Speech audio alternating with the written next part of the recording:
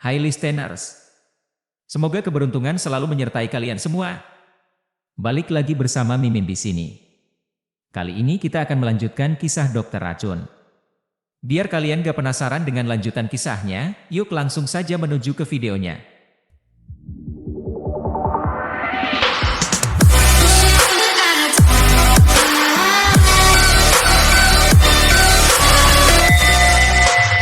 Chapter 46, Kiel yang Hilang. Su Chunliang memasuki Museum Dongzhou, sebuah museum kota dengan koleksi yang luar biasa yang telah dipilih sebagai museum tingkat nasional tingkat pertama, yang jarang terjadi untuk kota tingkat prefektur. Namun, masyarakat Dongzhou tidak terlalu menunjukkan minat yang besar pada budaya kuno, yang mengakibatkan sedikit museum dengan koleksi yang luas. Namun, masuk ke museum ini gratis, hanya memerlukan kartu identitas penduduk atau tiket elektronik yang diperoleh secara online. Ketika Su Chunliang melangkah ke aula pameran, dia langsung menuju area pameran Yinxiang. Tujuannya jelas, untuk menemukan kumpulan prasasti tulang orakel yang didonasikan oleh kakeknya. Meskipun mencari melalui prasasti yang dipamerkan dari awal hingga akhir, dia tidak bisa menemukan dokumen yang terkait dengan Huang Dine Yijing, dan label di sebelahnya tidak menyebutkan pemberi sumbangan. Tampaknya warisan budaya kakeknya tidak dipajang. Mendekati seorang pengajar, Su Chunliang menanyakan apakah koleksi tersebut hanya terdiri dari beberapa prasasti tulang orakel yang dipamerkan. Pemandu dengan bangga memberitahunya bahwa prasasti yang dipamerkan hanya sebagian kecil dari koleksi museum yang luas, dengan total lebih dari 3.000 potongan. Hal ini mengejutkan Su Chunliang karena dia tahu bahwa kakeknya telah secara pribadi mendonasikan lebih dari 1.000 prasasti. Dalam harapannya, pengajar itu akan mengetahui tentang sumbangan yang signifikan ini, dia kecewa mendengar bahwa pengajar itu tidak memiliki pengetahuan tentang hal itu. Pengajar itu menyarankan agar dia mencari informasi lebih lanjut di ruang referensi. Mengikuti instruksi pemandu, Su Chunliang menuju ke area kantor museum. Setelah mengetahui bahwa Su Chunliang adalah cucu dari donor asli, Su Changshan, Liang Boxian, orang yang bertanggung jawab atas ruang referensi, menerima dia secara pribadi. Liang Boxian, yang sekarang berusia 57 tahun, telah menangani sumbangan Su Changshan 22 tahun yang lalu. Dia dengan jelas mengingat kejadian itu. Diperkenalkan oleh Profesor Bai Mushan, Liang Boxian telah menerima sumbangan atas nama Biro Kebudayaan dan Museum Kota. Sebagai pengakuan atas tindakan murah hati Su Changshan, dia telah memberinya bonus sebesar 100.000 RMB, sebuah panji, dan gelar kehormatan penjaga benda budaya. Meskipun 100.000 yuan mungkin tidak terlihat signifikan hari ini, itu memiliki nilai besar di Dongzhou saat itu, cukup untuk membeli rumah dengan luas lebih dari 100 meter persegi. Su Chunliang mengakui bahwa isi dari lebih dari 1.000 prasasti tulang orakel itu tak ternilai. Dan keputusan kakeknya untuk mendonasikannya selaras dengan nilai-nilai era saat ini. Keprihatinan utama Su Chunliang bukanlah uang, dia peduli tentang isi prasasti tulang orakel itu. Dia menyatakan keinginannya untuk melihat warisan budaya yang didonasikan tersebut kepada Liang Boxian. Sayangnya, Liang Boxian memberitahunya bahwa setelah sumbangan itu, Museum dan Universitas Normal Dongzhou telah mendirikan sebuah studio penelitian tulisan kuno. Tugas utamanya adalah untuk menerjemahkan prasasti yang didonasikan dan menyusun foto gosok menjadi file. Namun, terjadi kebakaran pada musim panas itu karena hubung singkat, yang menyebabkan kerusakan besar. Sebagian besar warisan budaya dan materi telah hilang atau rusak melebihi nilai aslinya. Oleh karena itu, prasasti tulang orakel yang didonasikan tidak dipajang di aula pameran. Meskipun beberapa foto gosok cadangan telah disimpan, mereka belum berhasil didigitalkan tepat waktu. Selain itu, pencurian terjadi pada tahun itu, yang mengakibatkan pencurian foto gosok. Para pencuri, tanpa mengetahui nilai sebenarnya, telah menggunakannya sebagai kertas pembungkus sebelum membuangnya. Liang Boxian mengungkapkan penyesalan dan rasa bersalah yang mendalam ketika dia menceritakan peristiwa-peristiwa ini. Niat mereka adalah untuk melindungi benda-benda budaya, tetapi mereka gagal dalam tanggung jawab mereka. Dalam upaya untuk menguatkan klaim mereka, Liang Boxian membagikan daftar benda budaya dari tahun itu kepada Su Chunliang. Meskipun Su Chunliang tetap diam, dia tidak bisa menghilangkan perasaan bahwa ada sesuatu yang tidak beres. Tampaknya jawaban yang sebenarnya hanya bisa diperoleh dengan berkonsultasi dengan Bai Mushan. Kebenaran tentang interaksi Su Chunliang dengan dekan Gu Houyi tetap tidak diketahui oleh orang luar. Baik Su Chunliang maupun Gu Houyi tidak mengungkapkan masalah tersebut, dan hanya Gao Xinhua yang mengetahui detailnya. Namun, Gao Xinhua bukanlah orang yang akan mengungkapkan informasi seperti itu. Sementara itu, Zhu Mingyuan, Direktur Departemen Pengobatan Tradisional Cina, merasa sedih akhir-akhir ini. Sikap Gu Houyi terhadapnya telah berubah dengan jelas, meskipun Zhu Mingyuan tidak memiliki peran dalam pemulihannya dari serangan baru-baru ini. Secara pribadi, dia telah membahas kemungkinan untuk meminta maaf kepada Gu Houyi, tetapi Zhao Yongsheng menyarankan agar tidak melakukannya, memberi petunjuk bahwa Gu Houyi mungkin akan segera pergi. Meskipun pemindahan Gu Houyi yang akan datang tidak diumumkan, kabar tersebut menyebar dengan diam-diam, menyebabkan kekacauan di rumah sakit Changxing. Gu Houyi membahas masalah tersebut selama pertemuan mingguan rumah sakit, meyakinkan semua orang bahwa dia tidak berniat pergi dan mendesak mereka untuk tidak mendengarkan gosip. Gu Houyi berusaha untuk mengklarifikasi rumor yang mengelilinginya, namun hal tersebut tidak banyak membantu menghentikan popularitas berita tersebut. Keterkaitannya yang diduga dengan asosiasi ilmu dan teknologi telah menjadi topik hangat, terutama di kalangan pejabat tingkat menengah di Changxing yang melihatnya sebagai peluang yang baik untuk kemajuan. Setelah pertimbangan yang matang, Zheng Hongwen membuat keputusan sulit untuk secara sukarela mengakhiri kontraknya. Hasil evaluasi untuk Tong Meili dan Sisi Wei juga telah diumumkan. Ternyata Tong Meili tidak melakukan kesalahan dalam prosedurnya, tetapi hal tersebut tidak membebaskan pusat kecantikan medis dari tanggung jawab. Zheng Hongwen sekarang menghadapi denda besar atas tuduhan yang tidak dapat dibenarkan. Dengan proses hukum mengenai kasus gelang giok yang hancur sedang berlangsung, tampaknya akhir sudah dekat. Atmosfer di kantor medis menjadi lebih santai. Yeo Wenbin, yang terkenal karena komitmennya dalam belajar dari perselisihan di masa lalu, melakukan tinjauan menyeluruh untuk mengidentifikasi kekuatan dan kelemahan. Cheng Xiaohong, yang baru-baru ini pergi kencan, dalam suasana gembira. Bahkan menghamburkan nada saat bekerja. Kegembiraannya terputus ketika Yeo Wenbin batuk, mengingatkannya untuk tetap profesional selama jam kerja. Menyadari ketidaksengajaannya, Cheng Xiaohong sedikit memerah. Pada saat itu, Nyonya Jiang mengetuk pintu dan masuk. Kunjungan Nyonya Jiang kali ini bukan keluhan. Dia membawa bakpao khusus untuk Su Chunliang. Sejak pertemuan terakhir mereka, Su Chunliang meninggalkan kesan yang baik pada wanita tua itu. Dia sering berkunjung, menawarkan makanan buatan sendiri sebagai tanda terima kasih. Cheng Xiaohong segera memanggil Su Chunliang. Kantor medis telah relatif sepi dalam beberapa hari terakhir, dan Su Chunliang memanfaatkan kesempatan itu untuk membaca di perpustakaan. Ketika mendengar kedatangan Nyonya Jiang, dia buru-buru kembali. Kejutannya, ketika Su Chunliang tiba di kantor medis, Nyonya Jiang sudah pergi. Ternyata putrinya dan cucunya datang berkunjung, sehingga memaksa Nyonya Jiang pergi dengan cepat untuk menyiapkan makanan. Cheng Xiaohong menunjuk bakpao yang tersisa dan menggoda Su Chunliang, mengomentari perlakuan istimewa yang dia terima dari Nyonya Jiang. Su Chunliang, dengan senyuman bangga, menjawab, "Apa yang bisa kukatakan? Mungkin saja aku memiliki pesona yang tak bisa ditolak." Dia percaya bahwa setiap orang memiliki pikiran baik dan jahat, dan jika Anda benar-benar memahami seseorang dan menunjukkan sisi baik mereka, mereka akan membalas kebaikan Anda. Yeo Wenbin, yang fokus pada layar komputer, menginterupsi lelucon santai itu, mengingatkan semua orang muda tidak boleh merasa puas setelah mencapai sedikit kesuksesan. Mereka harus tetap rendah hati, berhati-hati, dan menjaga diri dari kesombongan dan impulsivitas. Bab 47, reuni setelah lama tidak bertemu.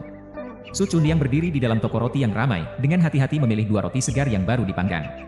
Ia memberikan satu kepada Cheng Xiaohong dan satu lagi kepada Yeo Wenbin, mendorong mereka untuk mencicipi hidangan hangat itu. Sambil menikmati rotinya, Yeo Wenbin tidak bisa menahan diri untuk mengungkapkan pikirannya. "Apakah kamu merasa aneh? Tong Meili dan istrinya tiba-tiba berhenti bertengkar." Cheng Xiaohong, sambil menggigit rotinya, menjawab dengan tegas, "Apa yang aneh? Hasil investigasi sudah keluar, dan jelas bahwa ini bukan kecelakaan medis. Direktur Chai tidak bersalah. Mereka menyadari kesalahan mereka, dan jika mereka terus membuat masalah, mereka hanya akan semakin mempermalukan diri sendiri." Yeo Wenbin mengangguk setuju.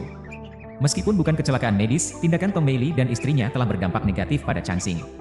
Perilaku mereka mengarah pada penemuan praktik ilegal di pusat kecantikan medis, yang akhirnya mengakibatkan penghentian kontrak dengan Zheng Hongwen dan dihadapkan pada denda yang substansial dari otoritas terkait.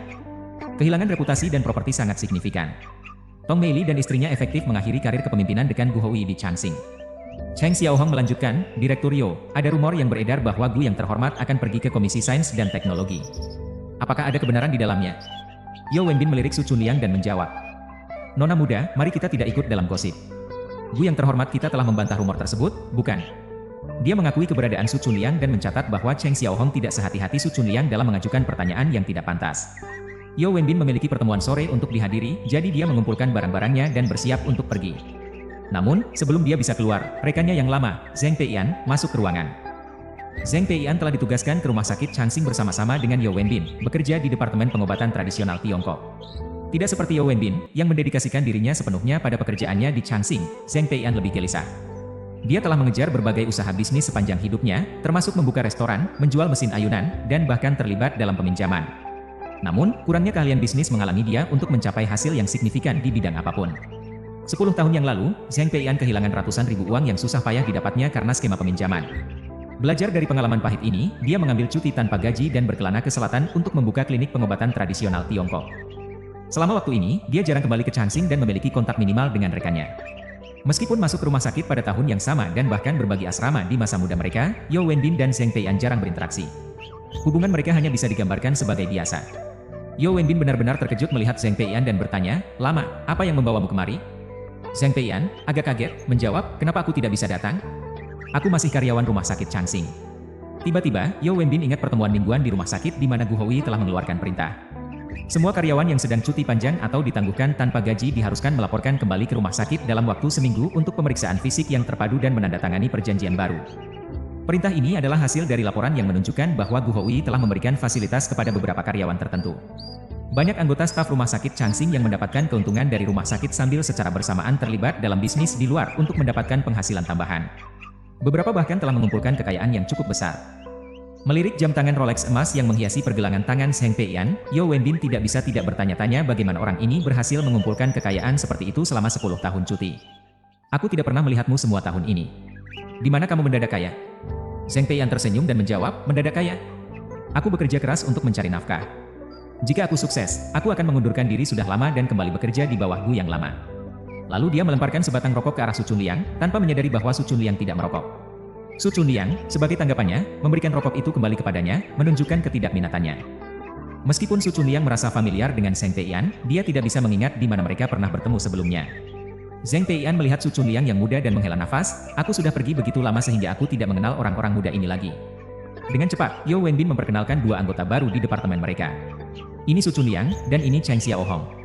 Lalu dia memperkenalkan Zheng Peian kepada para junior, berkata, ini Direktur Zheng Peian, sosok terkenal di rumah sakit Changxing. Merasa sedikit malu, Zheng Peian menggelengkan tangan dengan acuh tak acuh. Aku bukan direktur lagi, hanya karyawan lama. Su Chunliang, yang sadar akan reputasi Ju Mingyuan yang kurang baik di Departemen Pengobatan Tradisional Tiongkok, berasumsi bahwa Zheng Peian, yang telah ditangguhkan tanpa gaji, tidak akan terlalu berbeda. Setelah Yeo Wenbin selesai memperkenalkan mereka, dia memberitahu Zheng Peian bahwa Su Chunliang adalah cucu MR Su dari Hui Chun Hall. Kejutan, Zheng Peian menjadi bersemangat setelah mendengarnya. Cucu MR Su seperti keluarga bagiku. Meskipun dia sepertinya tidak menyukai saya, dia akan selalu menjadi guruku. Jika saya ingat dengan benar, namanya Su Chong, kan? Su Chunliang tersenyum sopan, karena dia tidak mendengar informasi ini dari kakeknya. Dia curiga bahwa Zheng Peian hanya mencoba melunakkan dirinya. Namun, seperti yang ia Fagu ingat, Zheng Peian memang muncul di Hui Chuntang bertahun-tahun yang lalu. Kenangan itu samar tapi masih mengendap. Malam itu, ketika Su Chunliang pulang ke rumah setelah bekerja, dia kaget menemukan Zheng Peian berkunjung ke kakeknya, membawa hadiah. Keduanya terlibat dalam percakapan hangat, dan Su Changshan menyiapkan hidangan yang lezat, dengan Zheng Peian dengan aktif membantu di dapur. Dari tindakannya, jelas bahwa dia tidak lagi menganggap dirinya sebagai orang luar tetapi sebagai tamu yang dihargai di rumah tangga itu. Su Changshan dengan antusias memanggil Su Chunliang saat melihat dia pulang. Dengan senyum di wajahnya, ia memperkenalkan Su Chunliang kepada pria yang berdiri di sampingnya. Chunliang, kemarilah.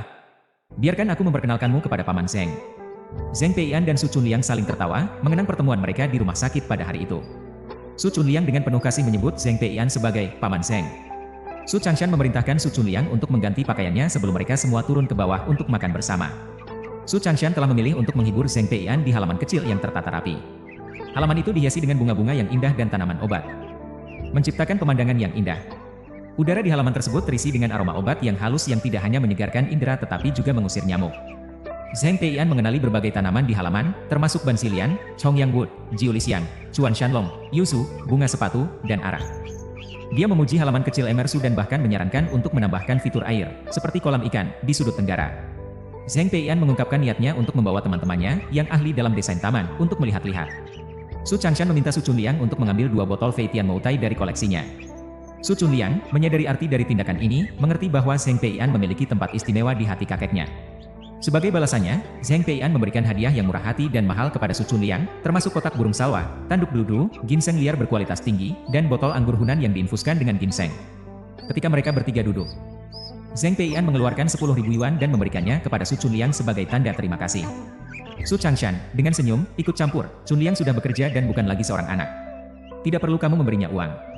Zheng Peian bersikeras, di mataku, dia selalu akan menjadi seorang anak. Apa salahnya paman memberikan uang kepada keponakannya? Saya sudah bekerja keras selama bertahun-tahun dan sudah memberikan banyak uang di tahun baru. Terimalah, kamu harus menerimanya. Akhirnya, Su Changshan menyerah, membiarkan Su Chunliang menerima hadiah tersebut.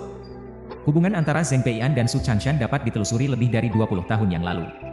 Zheng Peian dan Su Jiawen, adik perempuan Su Chunliang, adalah teman sekelas dan bahkan pernah menjadi kekasih. Namun, takdir memiliki rencana yang berbeda, dan Zheng Peian dan Su Jiawen akhirnya menikah dan mengejar karir sebagai guru di Universitas Kota Xiangjiang. Meskipun kesempatan terlewatkan, Zheng Peian terus memperlakukan keluarga Su dengan kehangatan dan kasih sayang yang sama. Dia sering berkunjung, mencari nasihat dari Su Changshan tentang masalah medis. Meskipun Su Changshan murah hati dengan panduannya, dia tetap memegang keyakinan tradisional bahwa resep obat rahasia miliknya hanya boleh diwariskan kepada kerabat darah keluarga Su. Dalam 10 tahun terakhir, Zheng Peian jarang kembali ke Dongzhou sejak dia membuka rumah sakit di Xiangxi. Namun, selama liburan, dia selalu berusaha untuk menelepon Emersu dan mengirimkan spesialis lokal sebagai hadiah. Sebenarnya, Su Changshan diam-diam berharap Zheng Peian akan menjadi menantunya. Zheng Peian memiliki tubuh yang tinggi dan kuat, dan meskipun penampilannya mungkin biasa, dia memancarkan maskulinitas. Selain itu, dia memiliki kepribadian yang ceria dan optimis, menjadikannya pasangan yang sempurna untuk Su Chunliang. Menambah daya tariknya, Zheng Peian adalah seorang juru masak yang sangat baik, terbukti dari hidangan lezat yang tersaji di meja malam itu. Merasa sedikit bersalah, Su Changshan berkata, "Peian, aku merasa bersalah telah membuatmu bekerja keras dan memasak untuk kita." Zheng Peian menjawab dengan senyum, "Aku menikmati memasak, dan kamu tahu itu. Biarkan aku memiliki kesempatan ini untuk memamerkan keahlian saya." Dengan Su Chunliang menuangkan anggur untuk semua orang, Su Changshan mengajukan pertanyaan, "Kapan kamu berencana untuk pergi?" Zheng Peian hanya menggelengkan kepala, menyatakan, "Aku tidak akan pergi." Terkejut, Su Changshan menanyakan lebih lanjut, "Bukankah kamu akan pergi?" Zheng Peian mengangguk, mengungkapkan bahwa kontraknya untuk rumah sakit di Xiangxi telah habis. Selain itu, Changxing telah mulai menerapkan kebijakan yang lebih ketat, meninggalkannya dengan pilihan yang terbatas. Pada usia 45 tahun, dia menyadari bahwa mengembara di luar tidaklah menjadi solusi yang berkelanjutan. Setelah pertimbangan yang matang, dia memutuskan untuk kembali bekerja di Changxing. Dia sudah berbicara dengan dekan, Gu Houyi, yang setuju untuk menugaskannya sebagai wakil direktur Departemen Pengobatan Tradisional Cina. Su Changshan tidak bisa menahan senyumnya setelah mendengar kabar tersebut. Dia selalu berharap cucunya bergabung dengan Departemen Pengobatan Tradisional Cina. Dengan Zheng Peian menjabat sebagai wakil direktur, jalur Su Chunliang ke departemen tersebut akan menjadi lebih lancar di masa depan. Tertarik, Su Chunliang bertanya, "Sepertinya tidak banyak orang di Departemen Pengobatan Cina." Zheng Peian mengkonfirmasi, "Termasuk aku, hanya ada 5 orang, departemen tunggal yang belum ada di Departemen Klinis Changxing." Su Changshan teringat, departemen tersebut dipimpin oleh Ju Mingyuan, bukan? Zheng Peian tersenyum dan menjawab, "Paman, kamu sangat paham tentang rumah sakit kami." Su Changshan melanjutkan, "Kenapa aku tidak tahu?" Ju Mingyuan bukan orang yang mudah dihadapi. Ketika Chunliang pertama kali bergabung dengan Changxing, dia awalnya ditugaskan ke Departemen Pengobatan Tradisional Cina, tetapi Ju Mingyuan sangat menentangnya. Su telah mendengar tentang pengalaman Gao Xinhua kemudian dan semakin tidak senang dengan Ju Mingyuan. Tanpa mengetahui situasi yang spesifik, Zheng Peian mengungkapkan bahwa Ju Mingyuan sebenarnya adalah juniornya. Namun, Zheng Peian sibuk dengan praktik medisnya sendiri dan tertinggal dari kemajuan Ju Mingyuan. Ju Mingyuan sudah dipromosikan menjadi dokter kepala, sementara Zheng Peian masih menjadi deputi senior. Awalnya, Zheng Peian berniat kembali dengan diam-diam dan bekerja sebagai dokter. Namun, Gu Houyi mengejutkannya dengan menunjuknya sebagai wakil direktur yang bertanggung jawab atas akupuntur dan fisioterapi. Menyadari motif di balik keputusan Gu Houyi, Su Chunliang menyadari bahwa insiden akupuntur di masa lalu telah menyebabkan perselisihan antara Ju Mingyuan dan Gu Houyi. Dengan mengembalikan Zheng Peian dan memberikan posisi otoritas, Gu Houyi efektif mengurangi kekuasaan Ju Mingyuan. Menyadari bahwa kedua teman lama itu memiliki banyak hal untuk dibicarakan, Su Chunliang meminta maaf setelah beberapa gelas anggur dan kembali ke kamarnya dengan alasan untuk menyelesaikan pekerjaan dari rumah sakit.